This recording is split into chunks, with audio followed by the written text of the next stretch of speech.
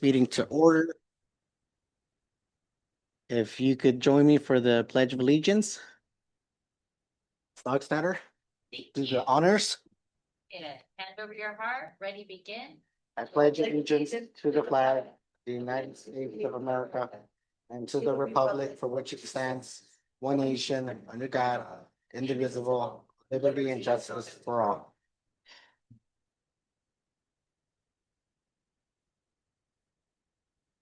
Okay, with that, we're going to move on to roll call. Good morning. Can you hear me? It's a little bit low. President Estrada, Here. Vice President Singh, Here. Director Kelly, Director Dockstader. Present. We have a quorum. I think Morella's and L'Oreal maybe on the phone. They're on the phone. That you just call.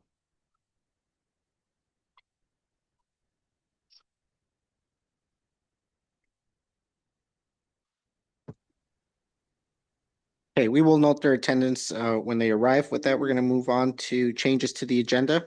Are there any changes to the agenda? Not seeing any. We're going to move on to public comments. Are there any public comments? Should we maybe approve the agenda as presented? I approve the agenda as presented. There's a motion to approve the agenda as presented. I'll second that. Can we have roll call? President Estrada, Yes. Vice President Singh, Yes. Director Dockstader. Yes. Motion passed. Do you need roll call for all approvals on, or is it all those in favor say aye or? I see, Karen Morella. And because of that, I think we need to don't roll call. Okay, understood. All right, back to public comments. Is there any public comments either here in person or on Zoom? Don't see any public comments in person. Any comments on Zoom? Do we do comments on Zoom? We Yes. have- But Yes. not seeing any? Mason Osgood.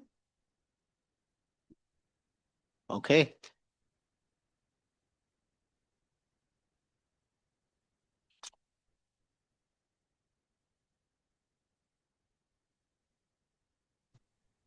Mason, you can go ahead and speak.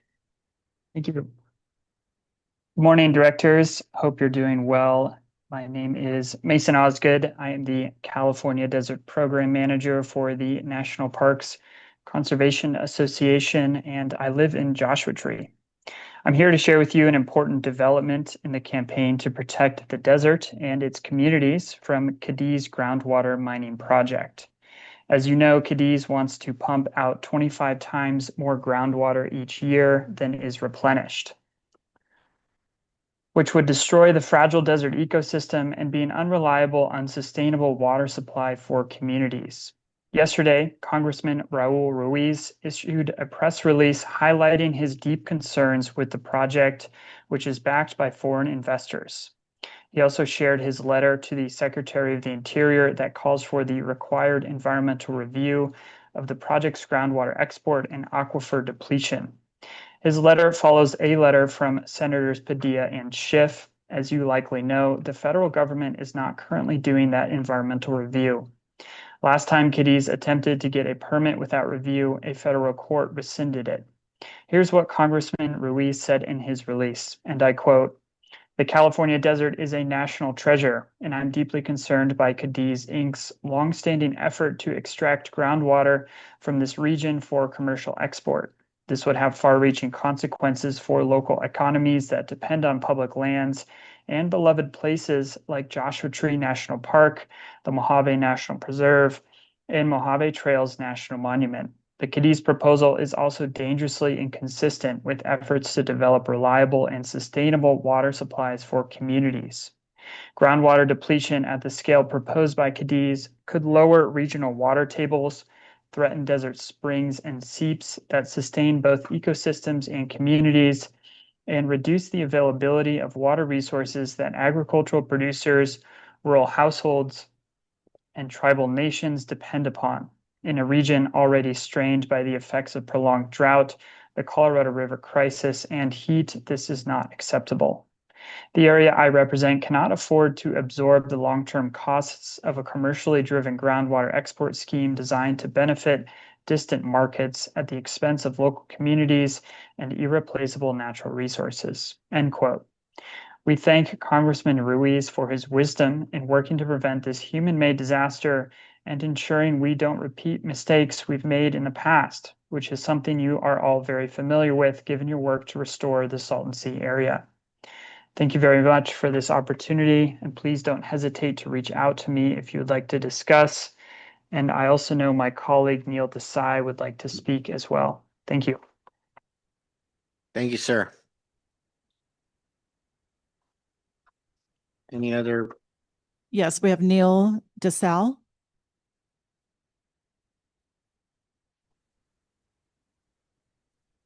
Morning, directors. My name is Neil Desai, also representing the National Parks Conservation Association. Really great to be back here with you. The Congressman's press release profiled quotes from tribal leaders whose traditional territories are the impacted desert lands, and also from civil rights leader Dolores Huerta.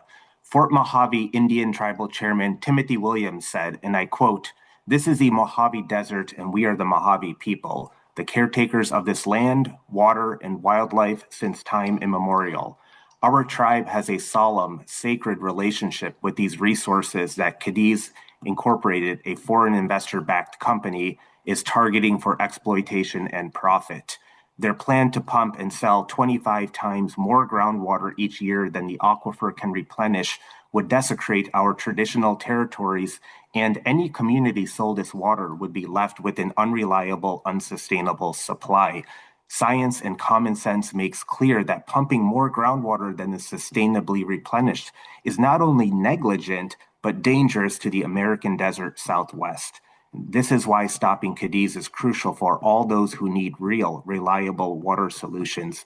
Thank you, Congressman Ruiz, for speaking out on a project that threatens our way of life, our traditions, and puts people and communities at risk." Chemehuevi Indian Tribal Chairman Daniel Leyva said, and I quote, "Our people have been here since time immemorial, and we will not allow the Cadiz Corporation to destroy the living landscapes that preserve and teach our traditional ways. Our people, neighboring communities, desert plants, and wildlife depend on the water that Cadiz wants to take and sell. The desert has provided these resources since inception for our traditional homelands, and we all have responsibility for its care and safekeeping. Within our hearts, we carry the hopes and dreams of our ancestors in all we do. We move forth with purpose, like Utsu, Roadrunner. We honor and thank Congressman Raul Ruiz for standing with us in this fight for Indigenous rights and cultural survival." And lastly, civil rights leader Dolores Huerta said, and I quote, "I thank Congressman Ruiz for working to protect our communities, tribal lands, and scarce water resources from Cadiz. I have been involved in this multi-generational effort to prevent the long-term environmental injustice and disaster that Cadiz proposes, and to stop Cadiz's deceitful, shameless efforts to exploit California's precious resources. For decades, federal and state scientists have stated water in this region is scarce, but Cadiz continues to promise it can supply water to communities. I have long advocated for real water solutions that prioritize people, especially disadvantaged communities, and the environment. That is why I strongly oppose Cadiz. Thank you so much for the opportunity to comment. Please reach out if I could be helpful. And I know my colleague, John Munson, has some information to share as well. Thank you so much. We have one more speaker, John Monson.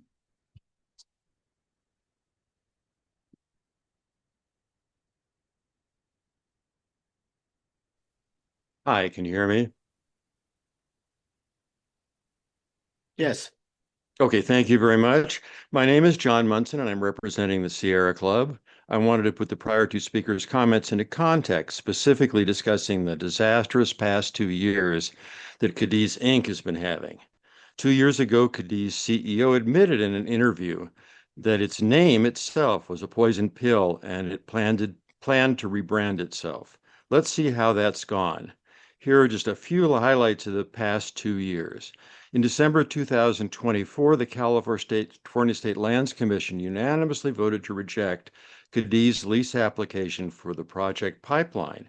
Commission Chair and State Controller Malia Cohen said at the time, "We have no assurance that this project will ever come to fruition. I'm not willing to gamble with the taxpayers' money." And that was a quote. In June 2025, the California legislative chairs of the Natural Resources committees, Senator Malik Limon, who is now Senate President Pro Tem, and Assemblymember Isaac Bryan wrote the State Lands Commission describing significant concerns with the Cadiz project and urging the commission to ensure that Cadiz does not evade Water Code 1815, which the legislation was passed in 2019 and signed by Governor Newsom to block the Cadiz project after his expressed opposition to it. In July 2025, U.S. Senators Alex Padilla and Adam Schiff wrote the Secretary of Interior expressing significant concern to the Cadiz proposed groundwater extraction, stating, quote, "Department of the Interior experts, including the U.S. Geological Survey and the National Park Service, has warned of the significant and irreversible impacts that the Cadiz project could have on federal lands and surrounding communities," close quote. In September 2025, the California State Legislature and Governor Newsom passed legislation that allocated Proposition 4 funding, but rejected efforts to earmark funding for Cadiz. In November 2025, the Water Infrastructure Finance Authority of Arizona, which was tasked with financing project to secure Arizona's tenuous water future, rejected an application seeking public funding for the Cadiz project, with board members repeatedly stating they would not consider Cadiz. In April 2026, the chairman of the Fort Mojave Indian Tribe and the Chemehuevi Indian Tribe published a joint op-ed escalating their opposition to Cadiz attack on the tribe's traditional territory. Cadiz attempts to rebrand and promote its misleading environmental justice framing has clearly failed. It lacks state authorizations and permission to operate, and what it seeks will most certainly be overturned in court, which has happened twice in the first two Trump administrations. I appreciate your opportunity to comment. Have a great meeting. Thank you, sir. Any other comments? There are no other comments. Okay, thank you. With that, we're going to move on to board member comments. I'll start to my right. No comments? Supervisor Kelly? No comment. No comments? No comments? No comments. All right, well, we're gonna get out of here soon. Don't jinx us. All right, I know. all right, we're gonna move on to let's see, did I skip the consent? Okay, no, we're on consent. So moving on to consent calendar, is there a motion to approve the consent calendar, an item that anybody would like to pull? I'd make a motion to approve. Second. There's a motion, there's a second, roll call, please. President Estrada, Yes. Vice President Singh, Yes. Secretary Morales. Yes. Director Kelly, Yes. Director Maria, Yes. Director Dockstader. Yes. Motion passed. Thank you. All right, with that, we're gonna move on to item B, post 2026 operational guidelines and strategies for Lake Powell on Lake Mead draft environmental impact statement process. I wanted to notice the presence of Miss Tina Shields in our audience. So if you want to look to somebody who's an expert on the subject, she would certainly be the one. But absent that, I don't want to catch her off guard. There is a detailed memo in your board packet that explains in some level of detail the efforts that the authority has been pursuing to elevate the concerns that member agencies and others have expressed relative to the decisions being deliberated on the Colorado River. We note that all of the comment letters from the authority stakeholders as well as others have a very similar thread that, the Salton Sea is an integral part of the conversation, and the impacts associated with it need to be a consideration. There are A couple of things on the agenda item that I brought. The last issue, the most recent comment was an action taken by the Torres Martinez tribe.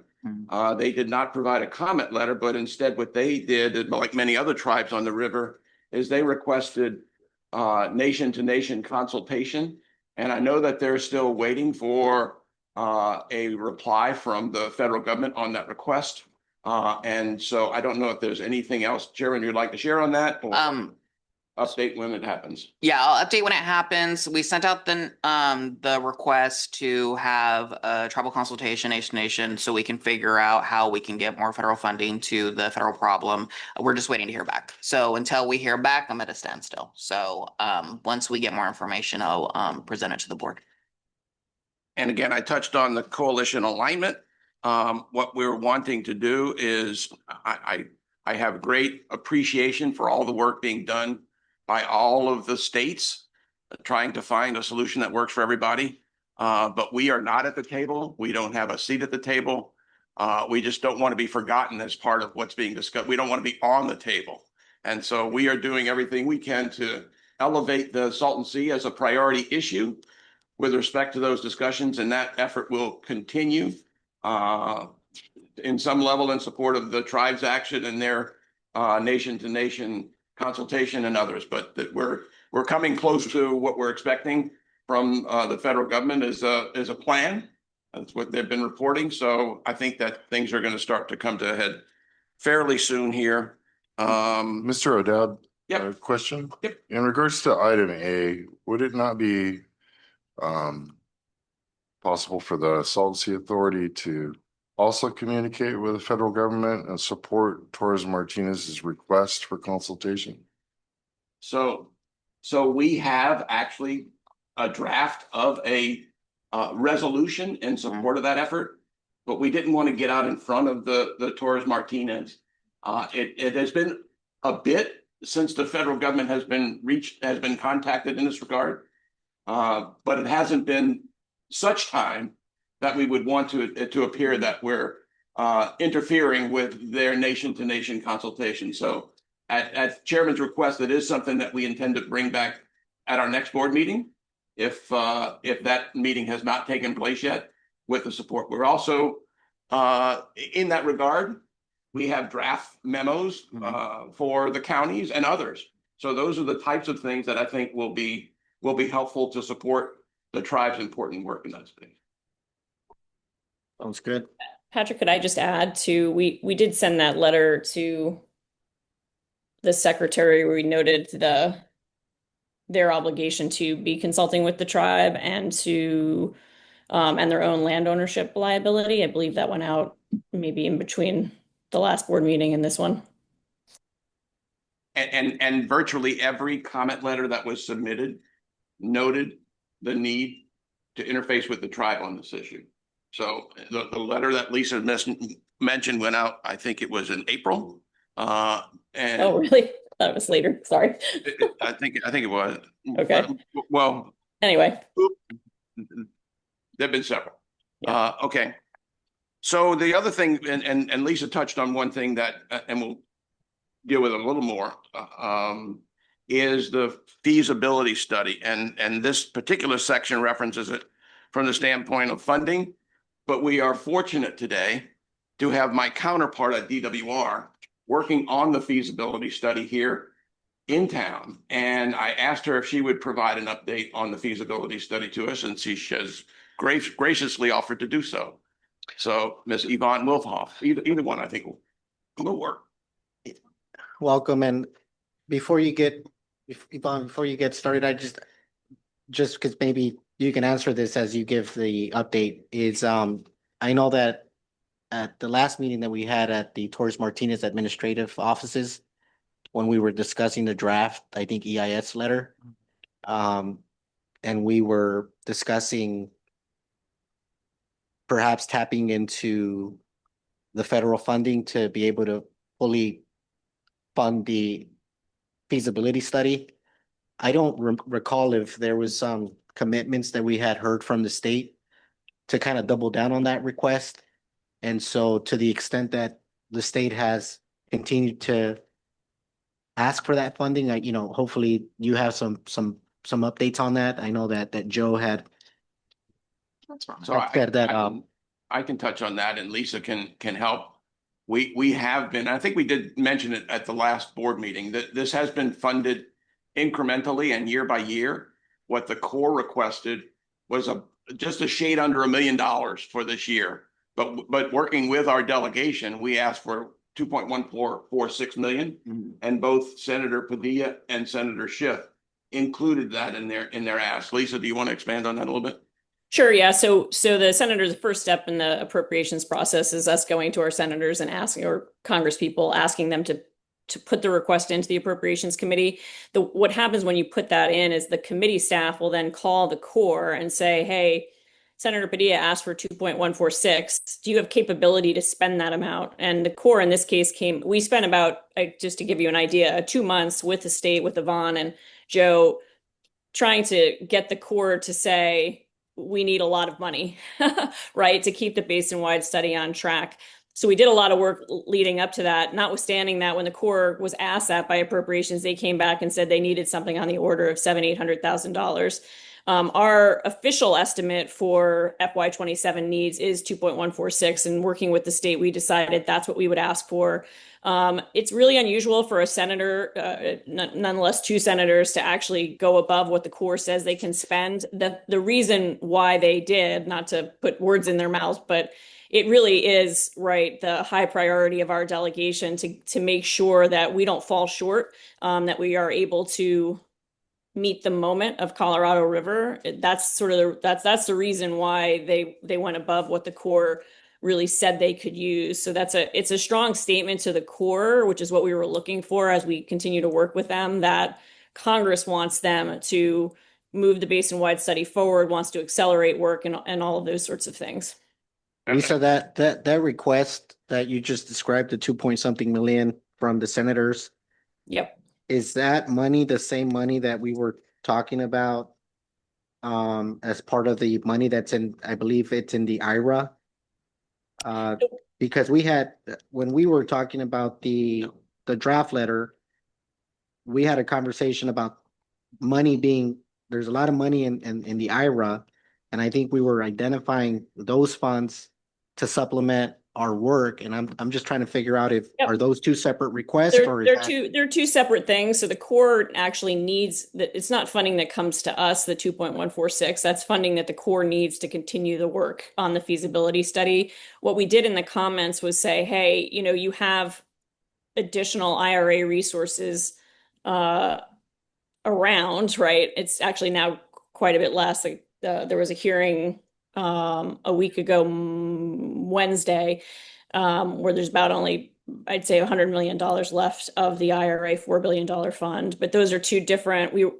Part of our advocacy has been to say to the Interior Department, hey, from resources that you have and you're dedicating to Colorado River, you should work to fully fund the study, right? Which would be not that much. We've gotten, I don't know, help me, Patrick, how much more we need federally, but we asked something on the order of $7-8 million to fully fund the study so that we wouldn't be having to kind of go through the annual appropriations process. So what we asked for, there's really 2 different asks. One is when we met with Assistant Secretary Travnik back in DC in January, we asked for $7 million. 4 of that was to complete the study, and 3 of that was for outreach and engagement relative to the study, so that when we got the completed study, people would understand exactly what it was.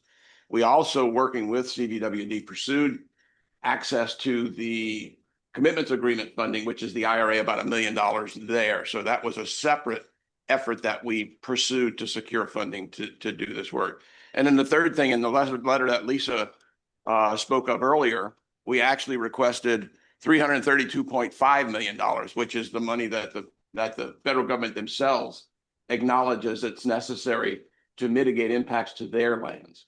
We said, you got this money and it's for mitigation purposes, and here's your number. So make sure when you are doling out this $1 billion that you set aside $332.5 million for the Salton Sea.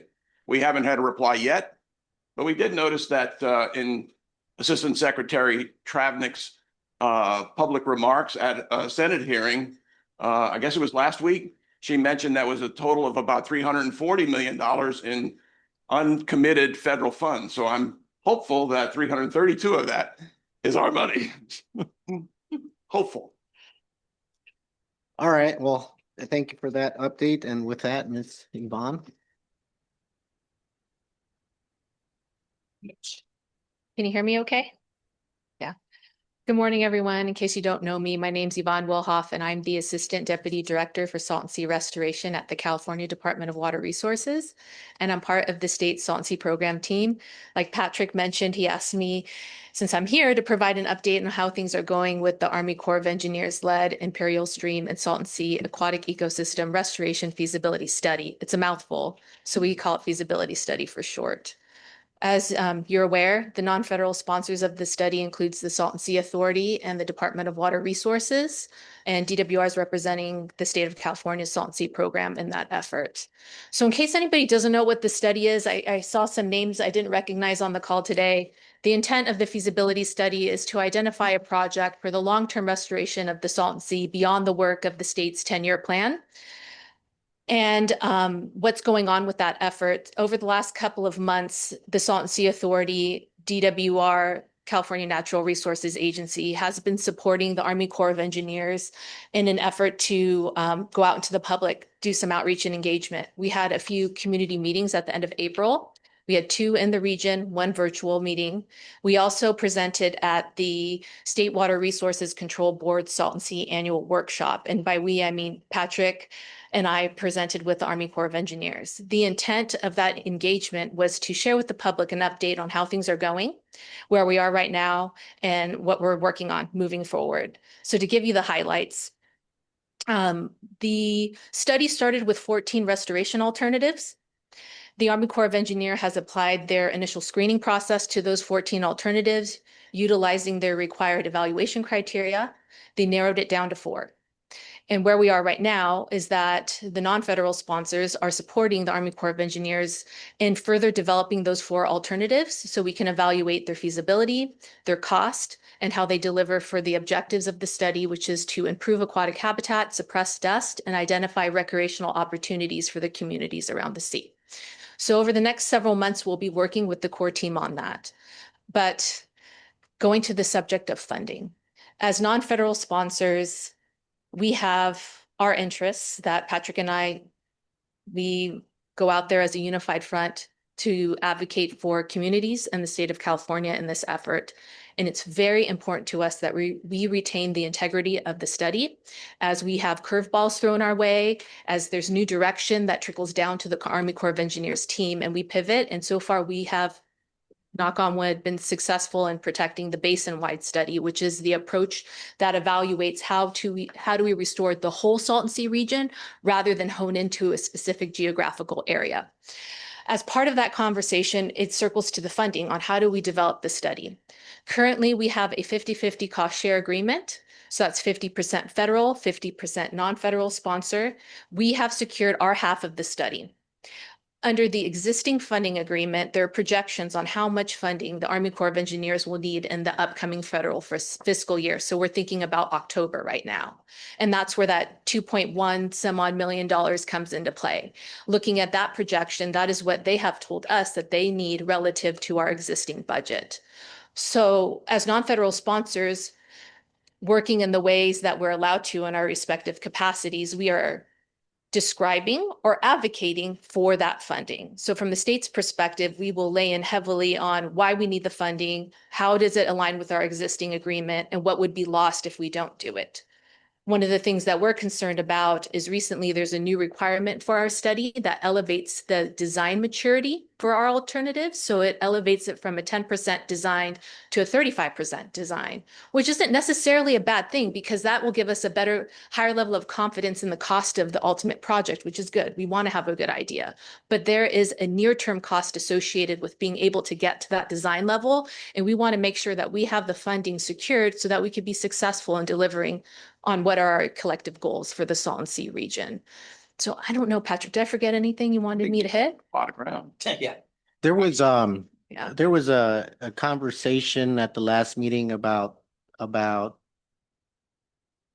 potentially that 2.1 million, someone having analyzed that request and suggesting that what we needed was actually less because we wouldn't be able to spend all that money. How does that tie into this? So that is a concern. So we work with our LA core team, and they're very sensitive to that, right? And they don't want money sitting around. The opposite is true also, because of what Yvonne mentioned and other factors. We think that there are going to be costs that are not accounted for in the current budget. They don't account for the 35% design. Yeah. They don't account for the rapid implementation. Rapid is a program that the current administration implemented to move things along logically faster. But moving it faster is also going to cost more money. So that's not built into the budget as well. So we wanted to make sure, and we did have a time early on in this process for reasons which were explainable, but frustrating nonetheless, both from the state side and the federal side, where the funds were not getting in place soon enough, and we lost time in the process. So we are asking for the 2.146 million to make sure there's gas in the tank so we can move. Well, I guess it's good news that both senators are asking for the full amount. I think it's great news, and the reason that happened, and I see Lisa's hand up, and I hope I don't step on what you say, Lisa, but one of the reasons that happened is the strong support that we got from Secretary Crowfoot provided a letter in support of this request, and Riverside and Imperial County both provided the request. So it's that kind of advocacy that I think is going to keep this effort moving forward. And it's a dynamic process. You know, this is not a silver bullet. This is work that's going to continue on long after I'm gone. But what we're building is a pretty strong foundation and a financial surety that I think people will better understand how this problem is going to get solved responsibly and over time. At least I'm going to let you jump in. I would just say the reason also we went above and beyond what the Corps was telling us they needed was the year before they told us they needed no money, no requests. They said they had enough money to fund FY26. They came to us about 3 weeks after the deadline and reconsidered that they needed about 1.76 million.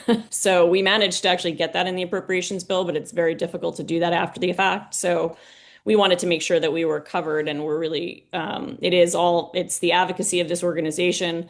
It's the advocacy of the state, and it is a recognition of these are very uncertain times on the Colorado River, and the delegation does not want to fall short on this study and this work. And in fairness, the reason we got that 1.76 million is to Lisa's credit, right? She was able to work with the senator to open the portal after it had long been closed to get that request in and get it approved. So it's just doing the work. Thank you. Any other questions for me? Since Patrick gave me the mic, I want to take this opportunity to thank the Salton Sea Authority for supporting. Like, this is for me, a fun partnership. I enjoy working with Patrick. We have different things that Not we can everybody bring. says that. Well, there you go. So I'm taking the opportunity, Patrick. It's on the record. We have different things that we can bring to the table for this effort, and having that local voice does make a difference. It does resonate with the people that we're working with. So I just wanted to thank you for that. Thanks for the time. And it goes the same way. That way, you know, you've been involved with the Coachella Valley and the region, Imperial Valley, way before you got into the Salton Sea stuff. So very happy that you're part of that, and looking forward to continuing to work together. That's kind of you. Thank you. Thanks, everybody.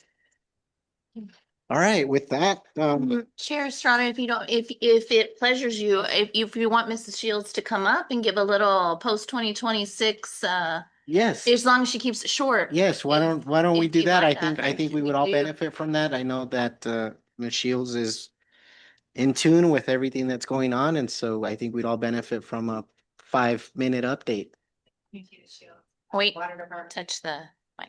There you go. Thank you. Tina Shields, Water Department Manager. I'm glad you clarified briefly, not my strong point.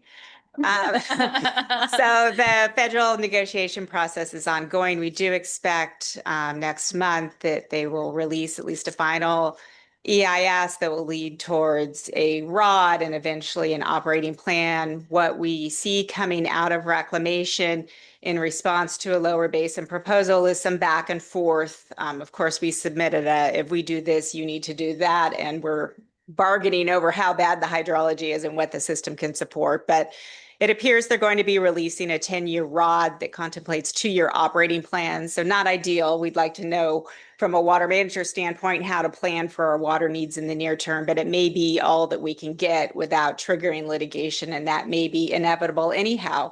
I think the positive news is all signs point towards implementing law of the river, despite the saber rattling in the draft EIS. That will be very tough to implement, and they will likely have no choice but to implement the law of the river. Remains to be seen how they choose to interpret that law of the river. And certainly we provided comments as to some corrections or nuances, particularly related to local water supplies and implementation of the QSA and existing shortage sharing agreements. But if you look through the documents, and particularly focus on Appendix C of the technical documents, you'll clearly see law of the river. And from IID's perspective, we don't take any reductions until you get close to 3 million acre feet in reductions system-wide in the lower basin, and we won't see a loss of our non-PPR water, which is only 500,000 acre feet, until you hit closer to 5 million acre feet. But as you can imagine, if there are lower basin reductions of 5 million acre feet, we probably have a bigger problem on the river than just what happens here locally. You're talking about large-scale system corrections or crashing or whatever your choice is. But we'll continue to work through that. We did have the opportunity earlier this week to host Assistant Secretary Andrea Travnik. We did take her to the Salton Sea. It was the lovely 112 degrees. She got the full force and effect of seeing the landscape, the loss of inflows. We had quite a bit of conversation about that and about impacts and about IID's conservation opportunities and how they were very much constrained unless there was a little love shown for the Salton Sea and continued love. So there are some circumstances that might warrant some additional conservation activities. But when we did this a couple years ago, in order to add 12 feet of elevation to the sea, we talked the feds into $250 million for the Salton Sea. And so we're continuing to work along those lines. Clearly, this administration is tighter on budgets than past administrations, and they have been hesitant to ask for new funding, which is a little disheartening, whether it be for Colorado River contractors and conservation or for those subsequent impacts. But we're going to continue to advocate that. She had been to the sea before. She reminded us in a different role in administration, but she got that. I think she got it. We stayed out there long enough to probably make everybody a little uncomfortable and sunburned. And so, and we did talk to her a little bit about the Army Corps study that's ongoing and the need to support those efforts and find solutions in working with Army Corps of Engineers, not just on the study, but on other aspects of oversight and regulatory process they have at facilitating projects. Happy to answer questions. Yeah, Ms. Shields, so if it sounds like you're saying that we're going down the path of the law of the river, would that be less impactful than, does that mean that we're getting away from that 440 plan? No, it's a little bit of a hybrid. So there is still an interest by the lower basin parties of sticking together and collectively advocating for broader resources and volunteering to do things. So that certainly there is a proposal on the table by the lower basin to reduce uses by 1.25 million acre feet, with a hope that Mexico does a similar 250,000 acre feet. And in the past, Mexico has always been a really good partner on the river and taken their collective share and prorations.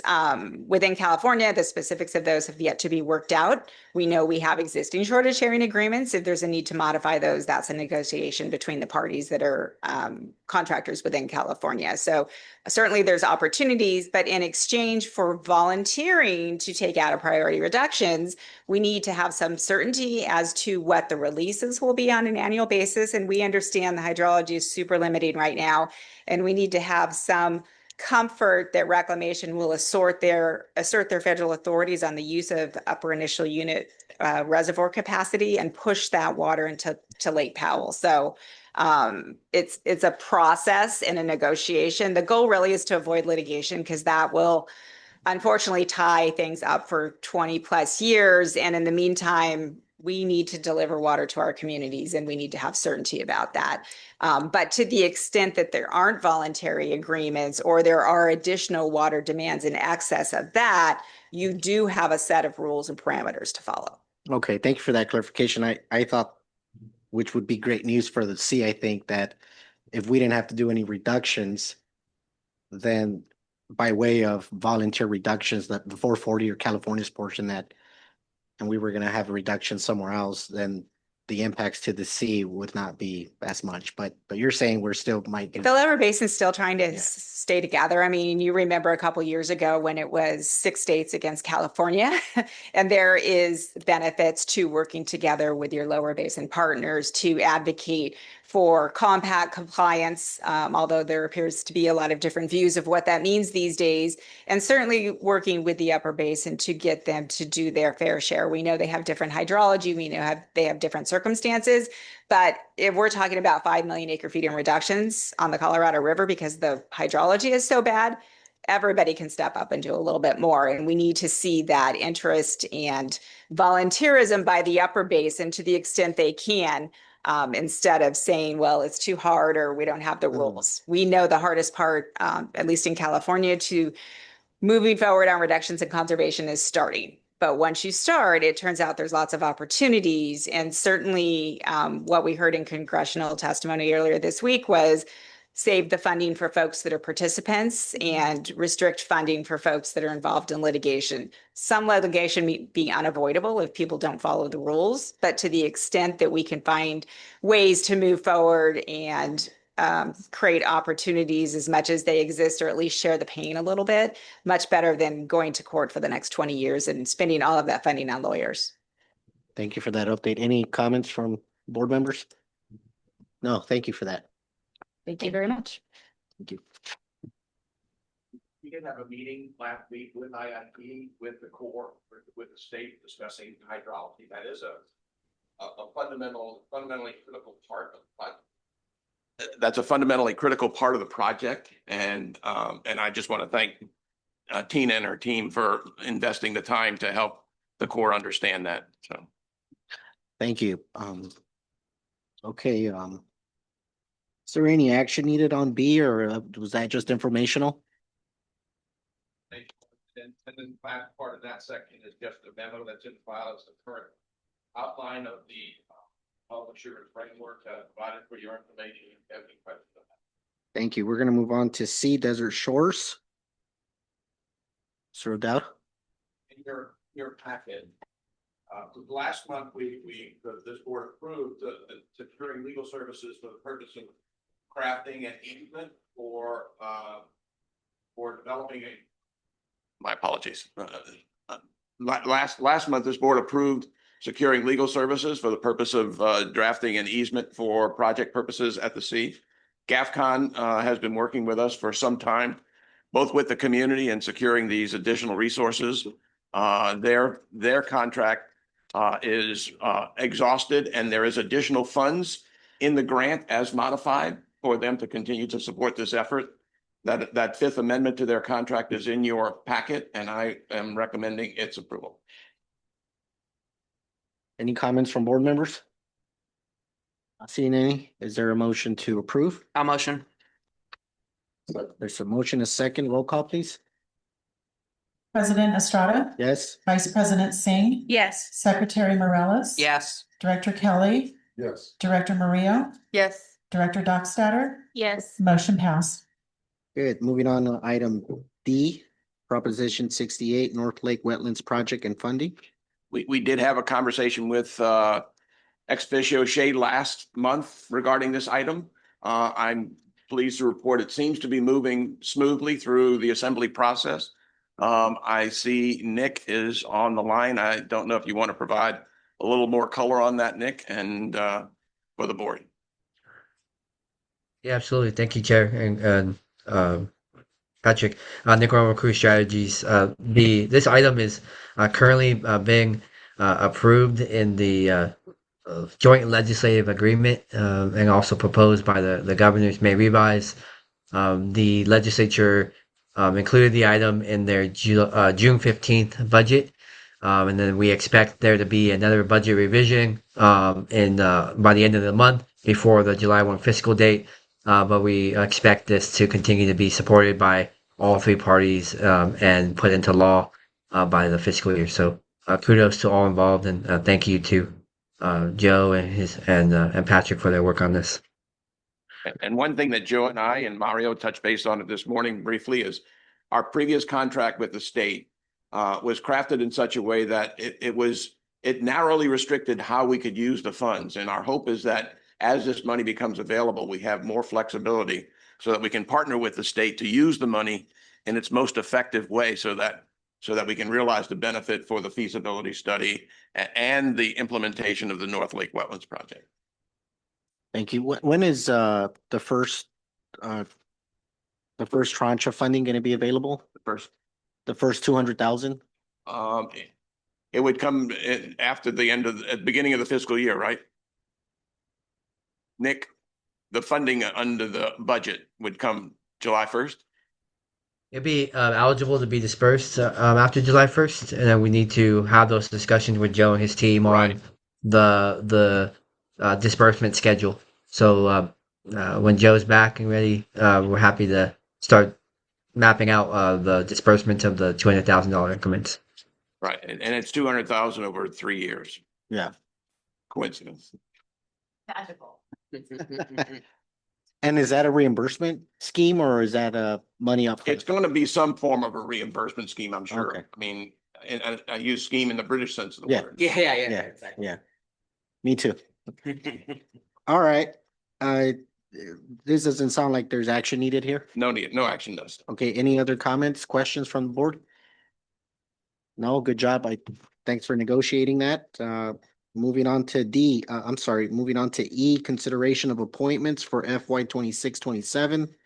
Officers of the Salton Sea Authority Board of Directors to be effective July 1st of this year, 2026. With that, first office on the list is the election of the president of the board. I will make a motion that we appoint Chairman Mireles as president of the board. Second. It's a motion, a second. Do you accept, sir? I accept. I was wondering how this process was going to work. That quick. Different on every quick. single board I'm on. Super quick. Roll call. President Estrada, Yes. Vice President Singh, Yes. Secretary Morales, Yes. Director Kelly, Yes. Director Murillo, Yes. Director Dockstader. Yes. Motion passed. Thank Great. you. Congratulations. Thank you. Yay. Okay, with that, we're moving on to election of vice president of the board, and I will leave that open for a conversation, see if anybody wants to volunteer for that, nominate someone, nominate themselves. I'll make a motion to nominate Costello. I'll share the wealth. I will leave it open to anybody else who would want to do it first. So, any interest?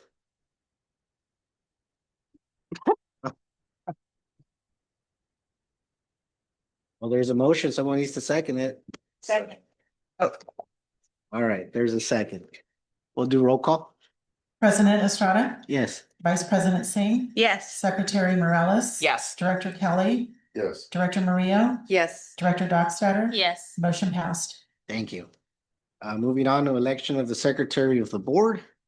I'll nominate Singh. Thank you. I will second. Roll call.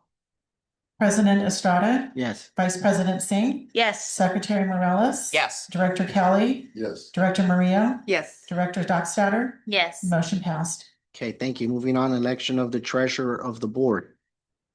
Gina. Any nominations?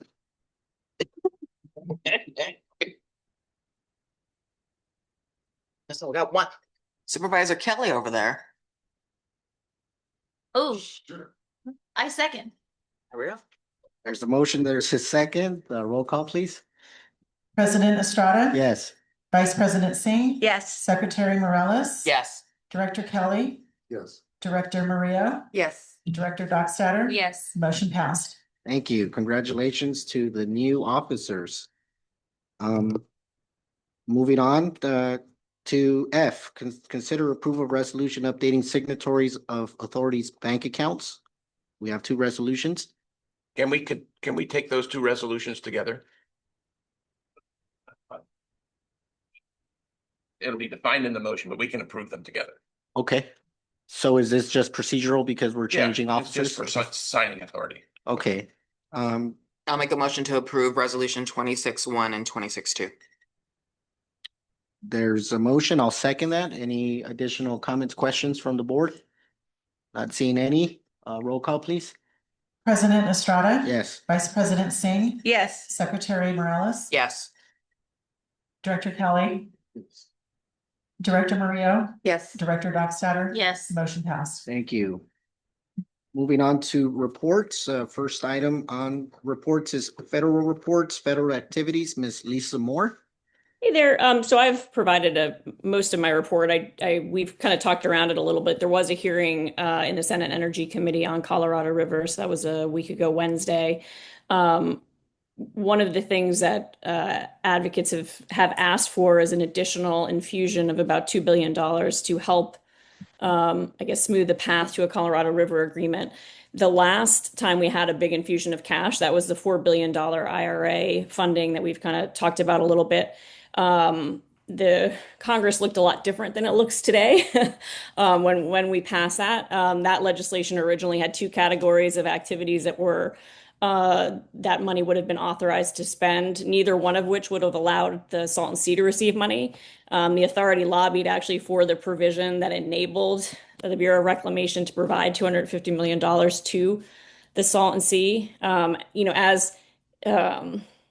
As we sort of look at the current situation in Congress, we are talking to our delegation about, if there were to be an additional infusion of cash, ensuring that we would be eligible to receive funding to address any impacts that might come from an agreement. So having said all of that, it's difficult to see an immediate vehicle where that would happen, and there's some significant headwinds for that type of legislation with the kind of current Congress we're looking at relative to when we got the $4 billion fund passed. But we are engaged and talking to folks and doing all that fun stuff. So just wanted to kind of loop back on that. Thank you, Lisa. Any comments, questions for Lisa? Not seeing any. Thank you, Lisa. We're going to move on to U.S. Bureau of Reclamation. I see there's no report. Is that correct? No report. Okay, moving. At our next meeting in Salton.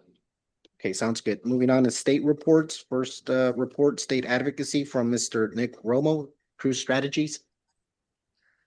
Chair, thank you so much. We've included a written report in your board packet. We talked a bit about the North Lake project already, so I'll push past that. But just want to give you an update where we stand in the legislative cycle. The legislature's currently working through about 1,000 pieces of legislation, which we continue to monitor on your behalf ahead of the July 2nd recess.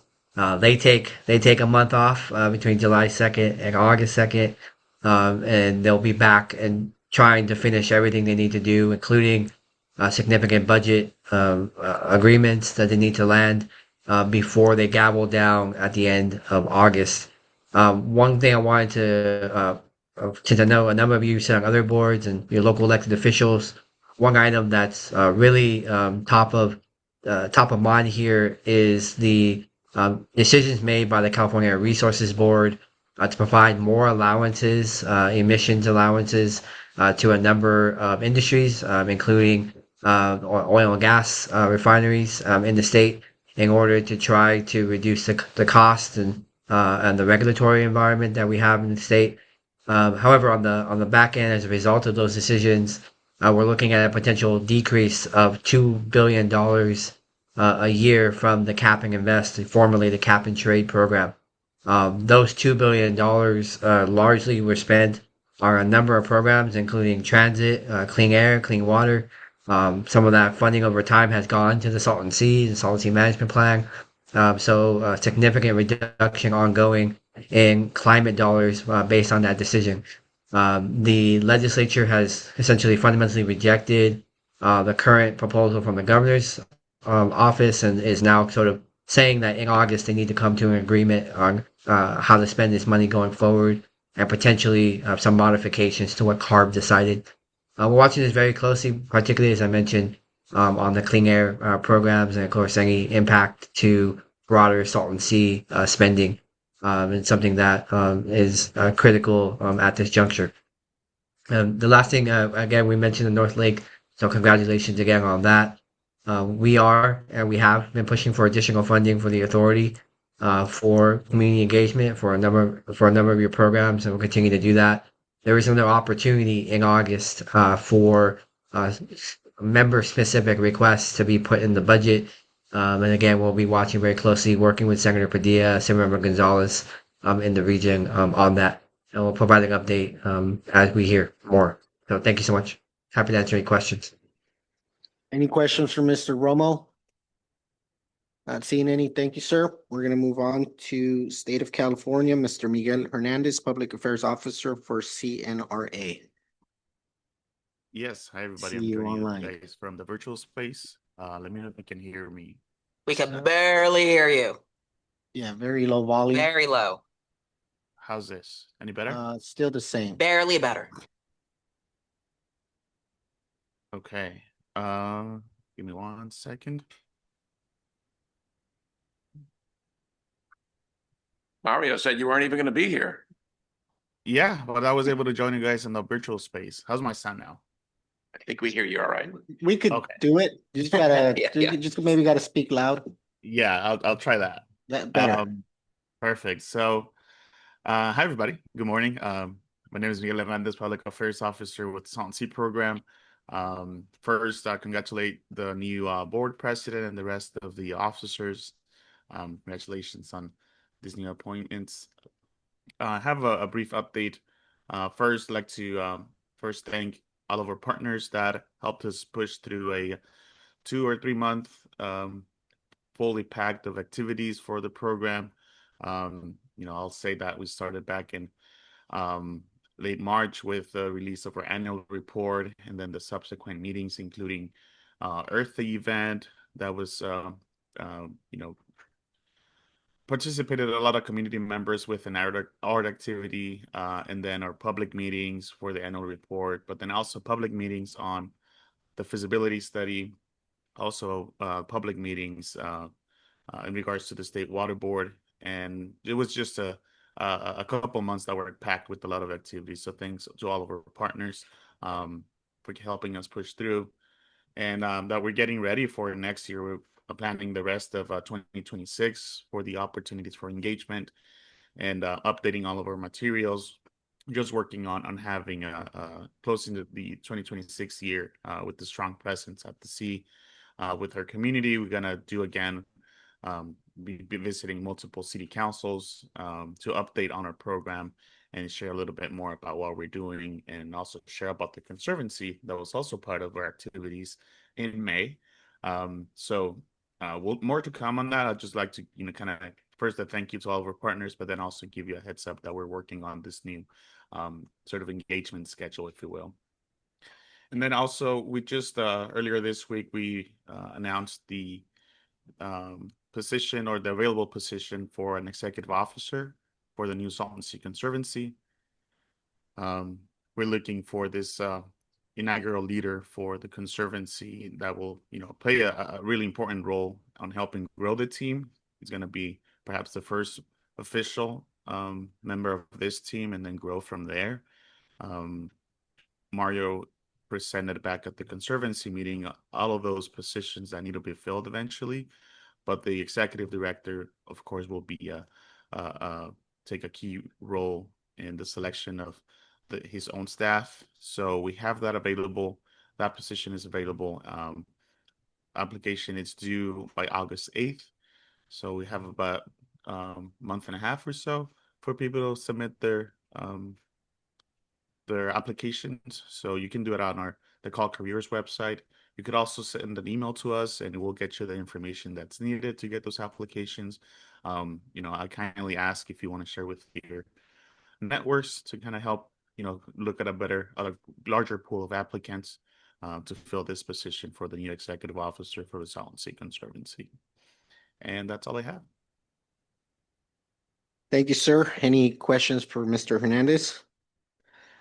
Not seeing any. Thank you, sir. We're gonna move on to Salton Sea State Recreation Area update on activities from Ray Lennox, Colorado District Superintendent.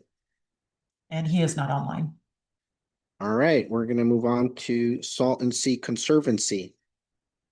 And I put that on there to invite the Conservancy to join us in our meetings. I don't have anything to report. The only thing I was going to mention was the opening for the new executive manager, and Mr. Hernandez has already covered that.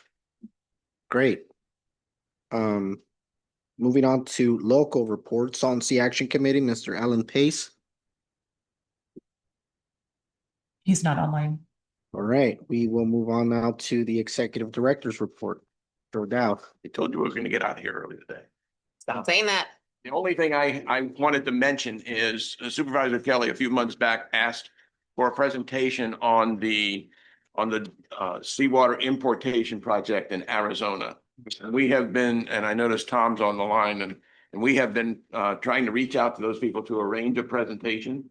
I understand that project is evolving, but we haven't been able to establish that. And as soon as we can touch base with the right people, we're going to get them involved and get a presentation for this board. Thank you. Forgotten about it.